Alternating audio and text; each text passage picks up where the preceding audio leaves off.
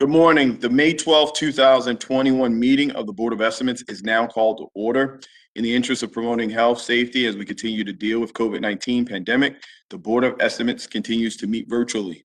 At this time, I'll ask our amazing comptroller, Mr. Henry, for any corrections, additions, and noted abstentions to today's agenda. Thank you, Mr. President. There are no corrections or changes to the agenda.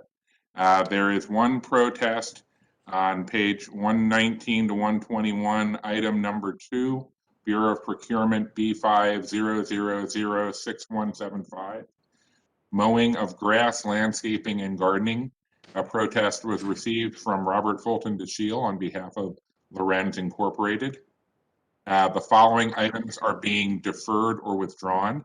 On page 64 to 65, Department of Housing and Community Development, land disposition agreements with American Communities Trust is being deferred from today until May 19th, 2021. On pages 119 to 121, item number 2, Bureau of Procurement B50006175, mowing of grass, landscaping, and gardening is being withdrawn. The following items are being moved to the non-routine agenda. On page 2, from the Bureau of Budget Management and Research, Annual Ordinance of Estimates, fiscal year 2022. On page 3, also from BBMR, the Annual Property Tax Ordinance for fiscal year 2022. On pages 4 through 7 from the Department of Planning, fiscal year 2022 to 2027 Capital Budget and Capital Improvement Program. On page 8 from the Board of Finance, the 6-year Capital Improvement Program. And page 9, Department of Finance, 6-year Capital Improvement Program. And on pages 99 to 101, item number 5, Bureau of Procurement, B50004813, Interior Renovation, Carpentry, and Associated Trades. No items are being moved to the routine agenda. We have the following abstentions from the Honorable Mayor Brandon Scott on page 46, Department of Transportation, allocating lease agreement number 196 with the Johns Hopkins University, and on pages 88 and 89, items 2, 3, and 4, Health Department agreements with the Johns Hopkins University. The Honorable President Nick Mosby is abstaining on page 10. On item number 1, Office of the State's Attorney for Baltimore City travel reimbursement. There are no other abstentions, and that is all we have in the opening statement, Mr. President. Thank you, Mr. Comptroller. I now direct the board's attention to a memorandum from my office dated May 10th, 2021, identifying matters to be considered as routine agenda items. Together with any corrections and additions that have been noted by the Comptroller, I will entertain a motion to approve all items contained on the routine agenda. So moved. Second. Being that it's been properly moved and second, all those in favor of approving the items on the routine agenda, please say aye. Aye. And all those opposed, please say nay. The routine agenda items have been adopted. Up first on the non-routine agenda today are a series of items related to the city's fiscal year 2022 budget. These items can be found on pages 1 through 9 of the agenda. These items include on page 2, the annual ordinance of estimates. On page 3, the annual property tax ordinance. On pages 4 through 7, the fiscal year 22 to 27 capital budget and capital improvement program. And on pages 8 through 9, reports from the Board of Finance and Department of Finance on 6-year capital improvement program. At this time, I'm going to recognize Director Henry Raymond. He's the Finance Director, and Mr. Bob Sinemey, Director of BBMR, to walk us through these items, particularly anything that has changed or has been updated since these items were first introduced to the Board of Estimates. Gentlemen, the floor is yours. Mr. President, may I be excused? I don't mean to interrupt, but since my item is being withdrawn, You've already interrupted Mr. DeShiel, but no, yes, you could be excused. We're not going to call that item. Sorry for not saying that earlier. So thank you so much. Thank you, sir. Good day to you all. All right. Now to the Finance Department, the floor is yours. Yep. Good morning, Mr. President, Mayor Scott, Comptroller Henry, honorable members of the board. I'm Henry Raymond, Director of Finance. I'm joined this morning with Robert Sinemy, the Budget Director. He'll provide details as it relates to the ordinance for fiscal '22, as well as the property tax rates. My comments are that we have released the preliminary plan to the BOE on April the 7th.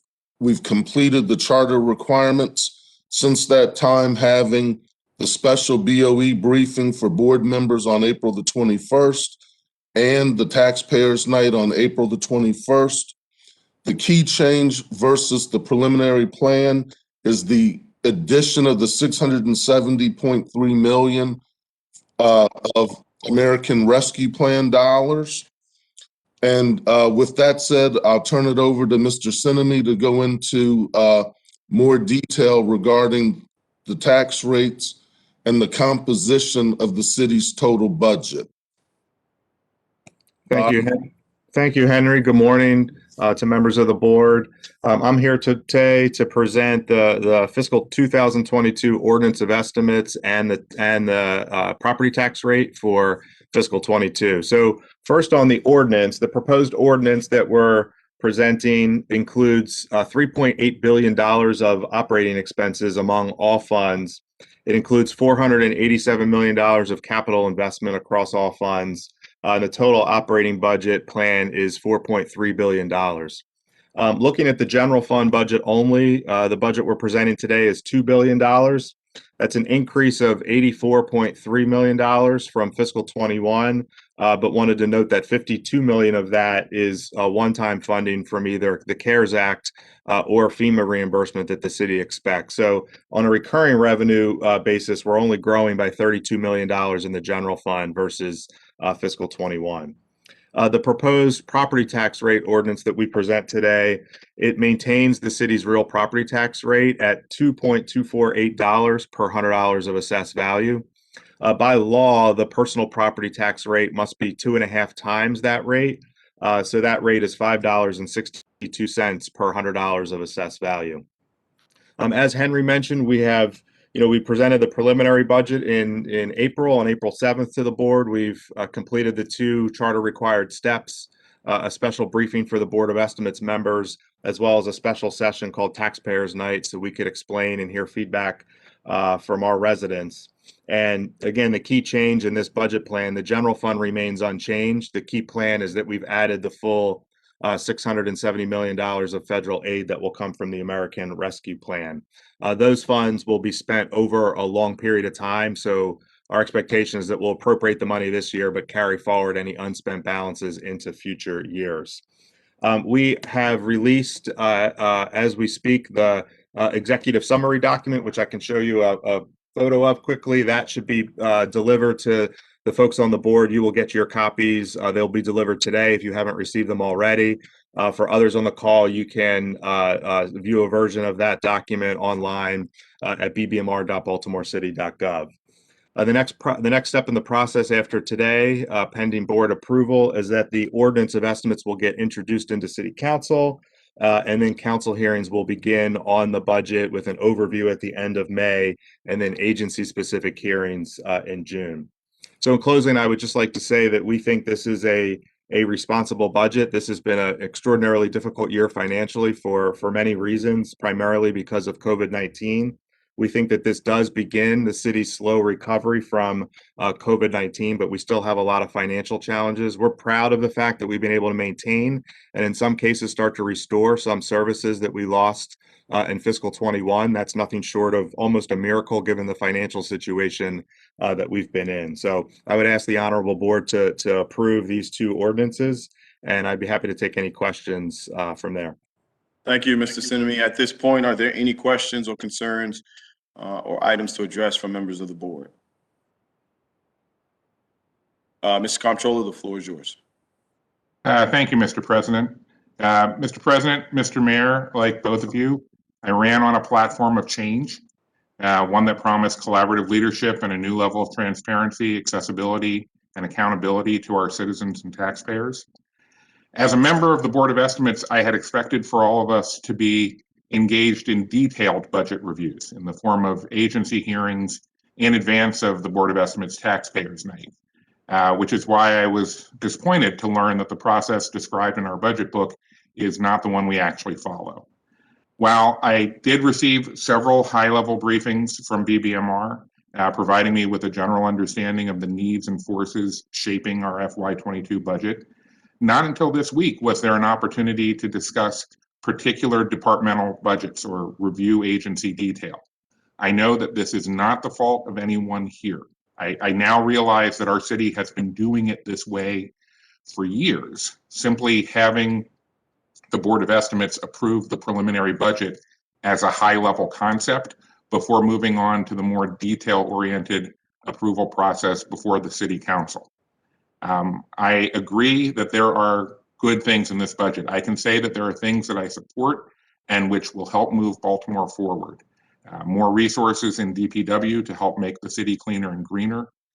Funding in the Mayor's Office of Employment Development to provide what might, for the first time ever, be a Youth Works job for every young person who made it into the program.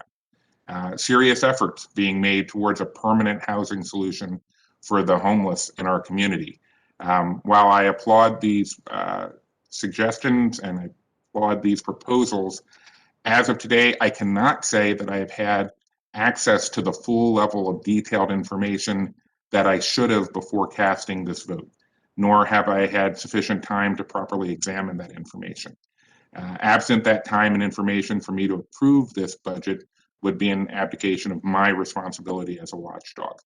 So I will be abstaining from this vote today, but I remain committed to working closely with the administration far in advance of the FY23 budget milestones to come up with a better process, one that not only engages my office earlier and more fully, but which invites the public to engage even sooner and provides them with an even greater understanding of the budget.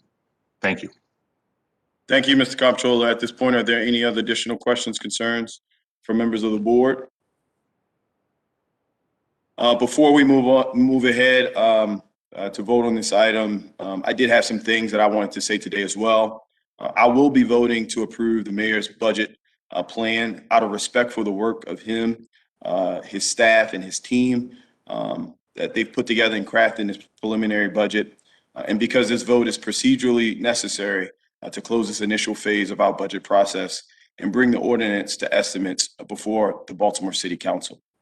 To those listening and watching, this isn't the last word when it comes to Baltimore's budget.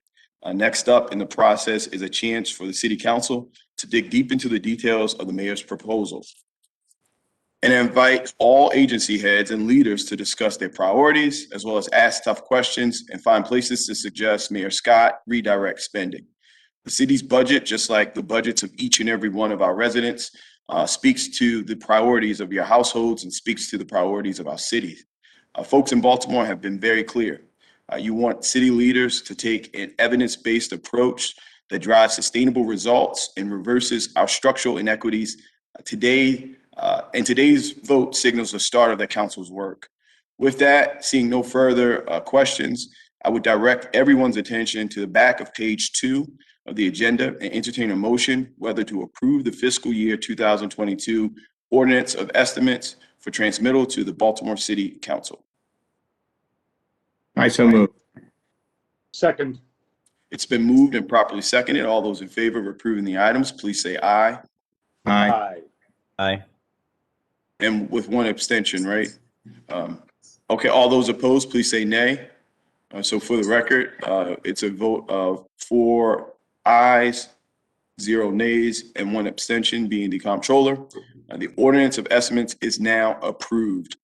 Turning to page 3, I would entertain a motion at this time whether to approve fiscal year 2022 tax rate ordinance for transmittal to the Baltimore City Council.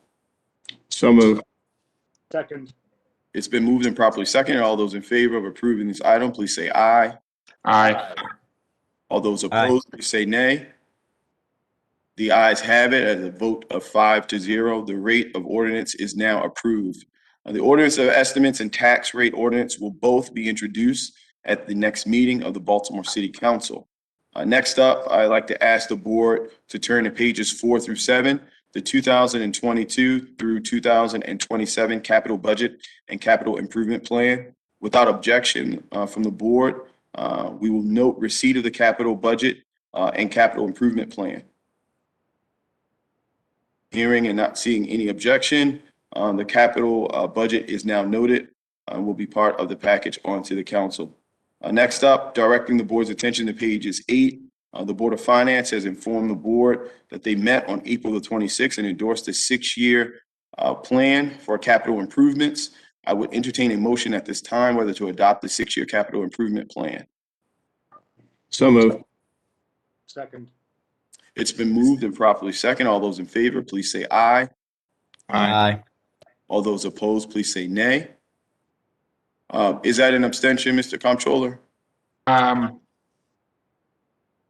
No, I'll vote aye. So please, for the record, note that it's a vote of 5 ayes and 0 nays. At this point, the capital improvement plan is adopted. Next item on the non-routine agenda today can be found on pages 99 through 101. On the item number 5, contract number B50004813, interior renovation, carpentry, and associated trades. This item is brought forward by the Department of General Services. We have Eric Schruler and Terrell Chasen from DGS to present and speak on this item. Gentlemen, the floor is yours. Thank you, Council President. Good morning, Mayor Scott and Comptroller Henry and board members. We are requesting that this contract be extended. We know that 2 of the contractors did not meet their MBU goals. Much of this was a result of the work that was available during the time of the COVID pandemic.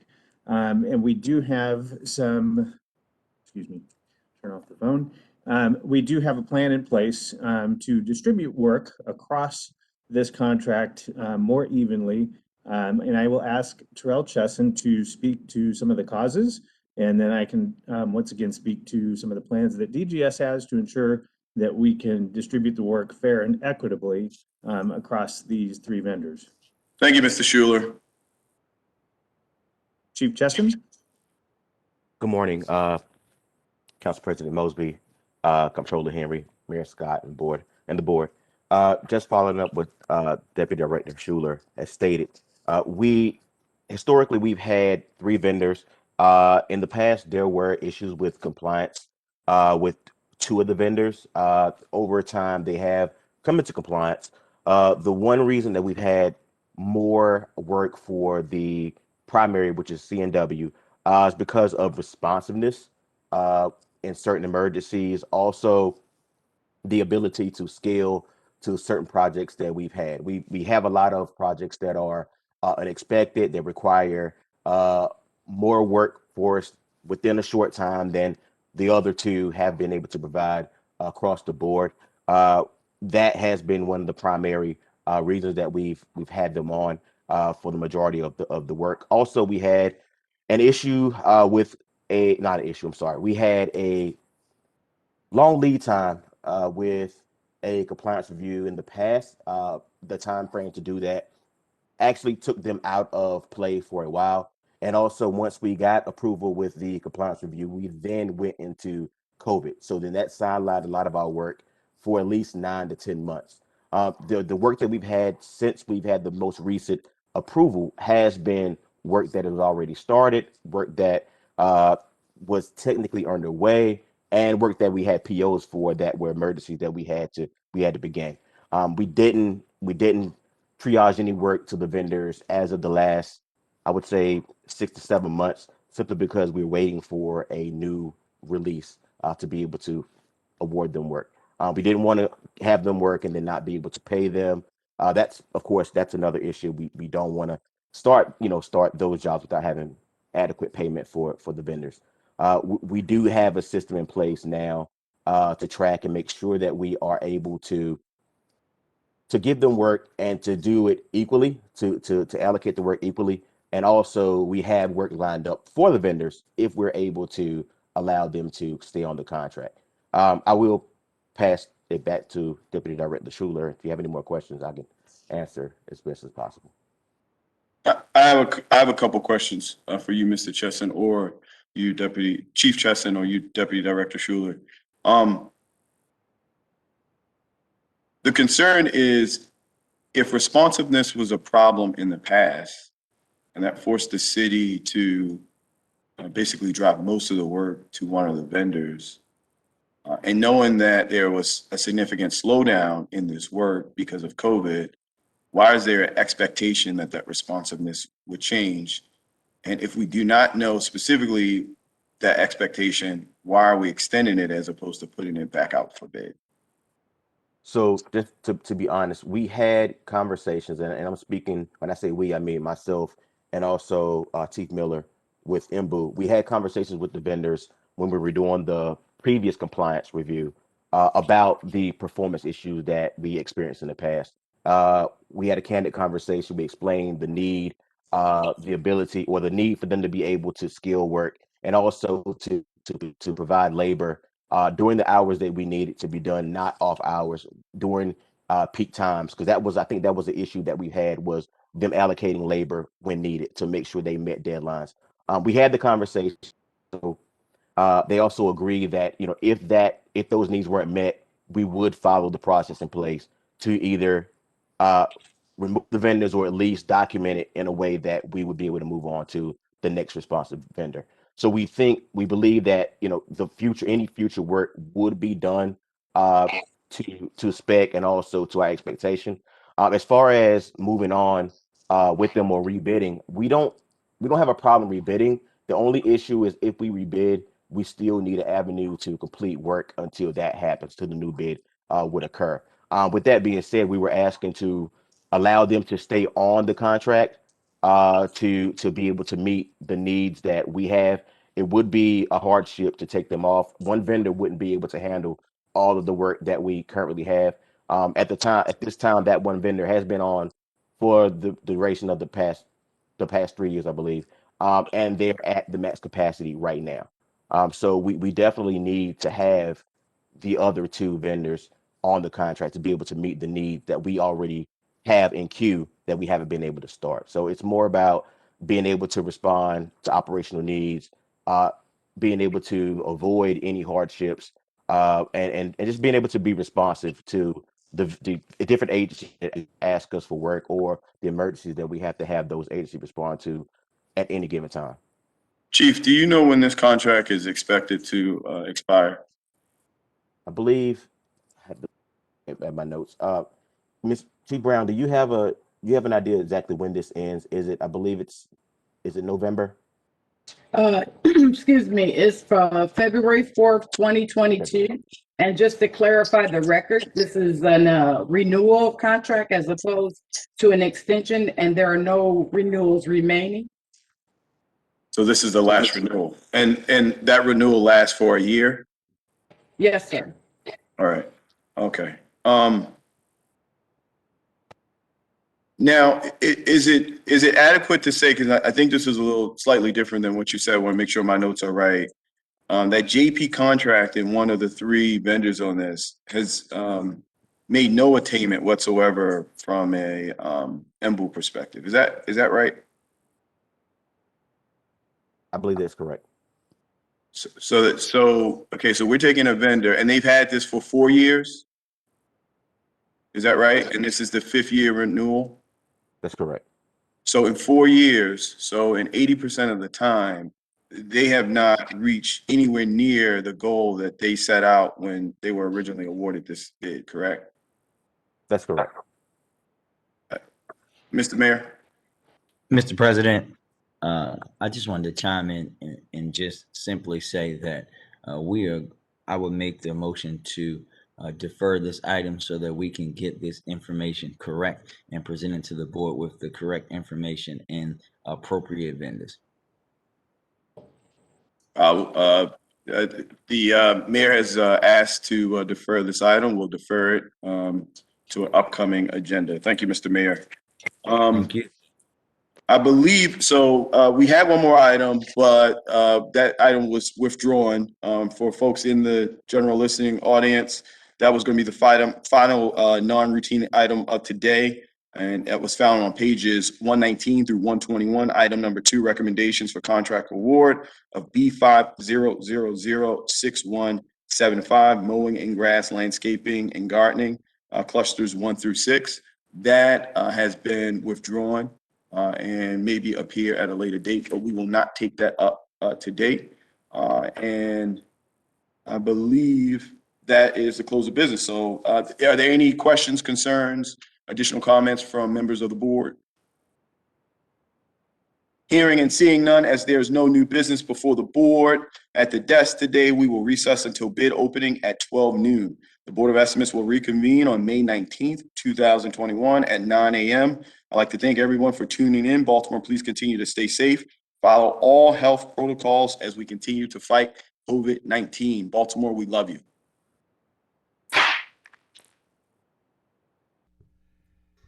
Good afternoon. The Board of Estimates is now in session for the receiving and opening of bids. As part of the overall effort to limit transmission of the COVID-19 virus, the Board of Estimates is conducting bid openings virtually. Members of the public can call in to listen to bid openings live by calling 443-984-1696 and entering access code 08-42939. Board of Estimates meetings are broadcast live on Charm TV, Channel 25 on Comcast Cable in Baltimore City. Meetings are also streamed on the internet at https://www.charmtvbaltimore.com/live-stream.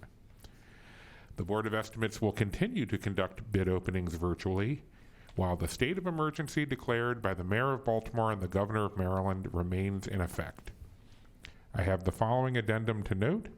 Department of Transportation TR 19310, Bicycle and Pedestrian Safety, Baker Street and 20th Street. Please change the bid due date from May 12th, 2021 to June 2nd, 2021. Thank you. I move that we note the addendum. Second. Moved and seconded. All in favor say aye. Aye. Any opposed? Motion carries. The first contract we're going to be doing bids for is DPW WC 1316 Barclay Neighborhood and Vicinity Water Main Replacements. Bid bond of 2% if the bid is over $100,000.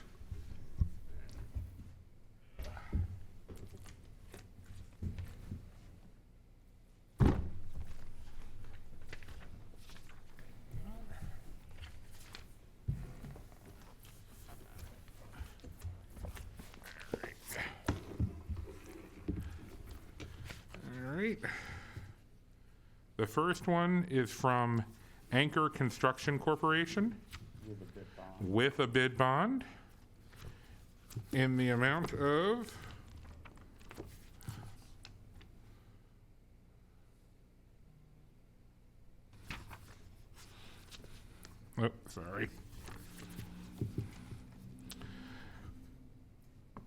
$14,690,295.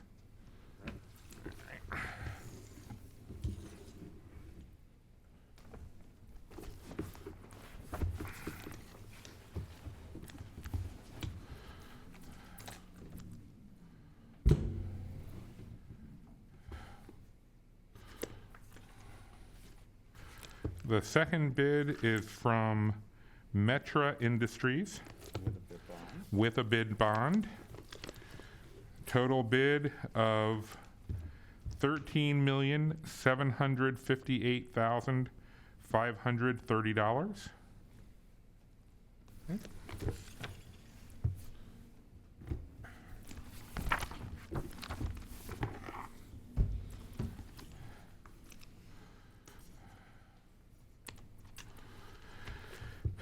The next bid is by R.E. Harrington Plumbing and Heating Company with a bid bond and a total bid of $11,668,055.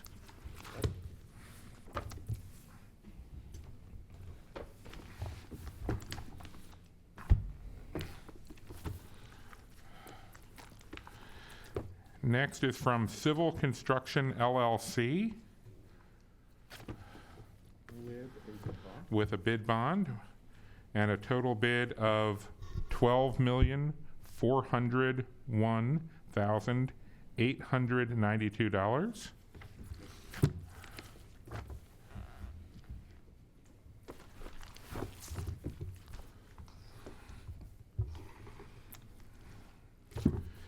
The next bid is from Garney Companies Incorporated. With a bid bond? With a bid bond. And a total bid of $12,656,703. Yes.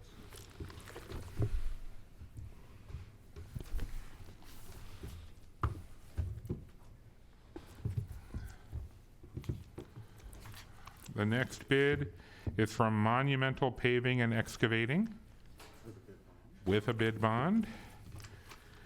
Total bid of $11,473,266.10.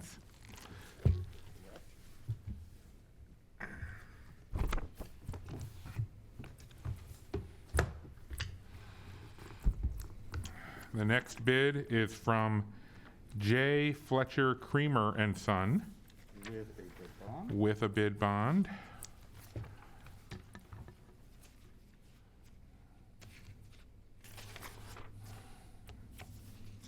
Yep.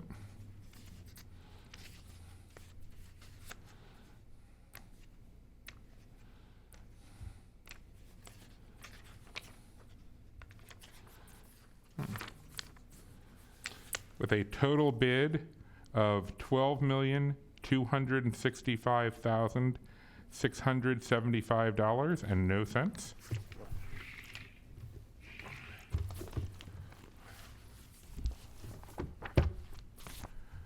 And the final bid is from Spinello Companies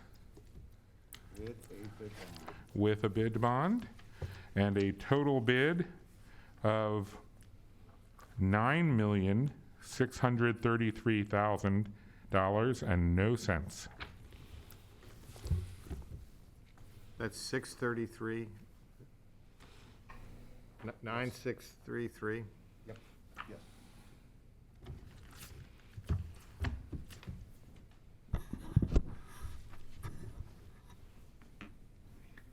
That's all the bids.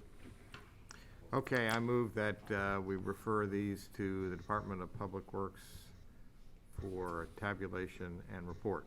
Second. Moved and seconded. All in favor say aye. Aye. Any opposed? Motion carries. Next is procurement number B50006212. Services relating to the removal and disposal of animal carcasses. Pass that down.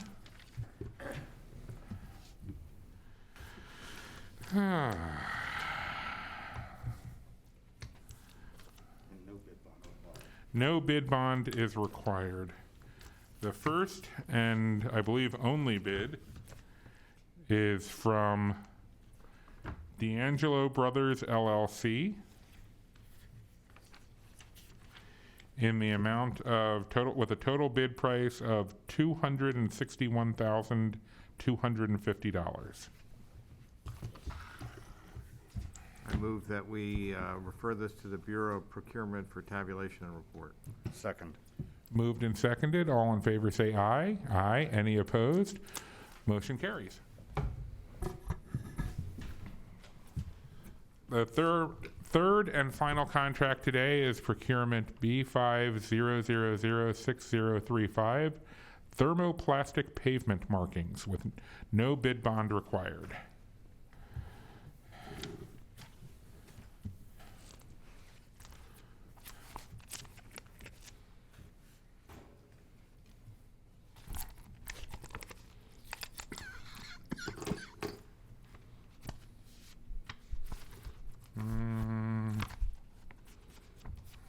Not clear where the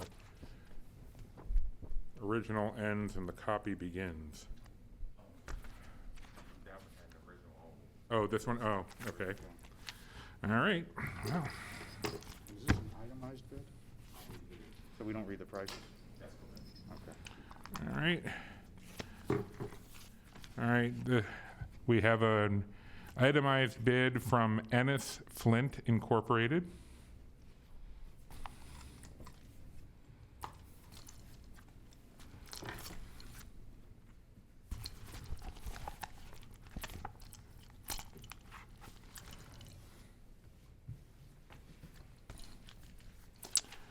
We have an itemized bid from Crown Technology LLC.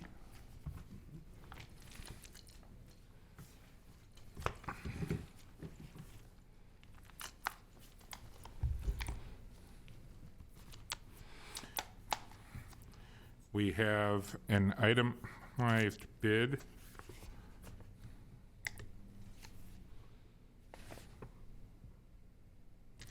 from Swarco Industries LLC.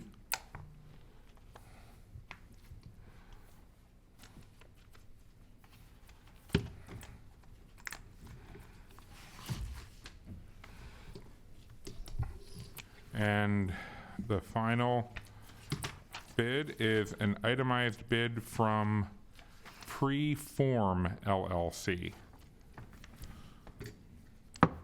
I move that we refer these to the Bureau of Procurement for tabulation and report. Second.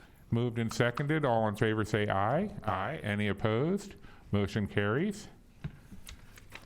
I believe that is all the business before the board at this time, and so the Board of Estimates will stand in recess until next Wednesday, May 19th at 9 a.m. Thank you very much and stay safe. Thank you.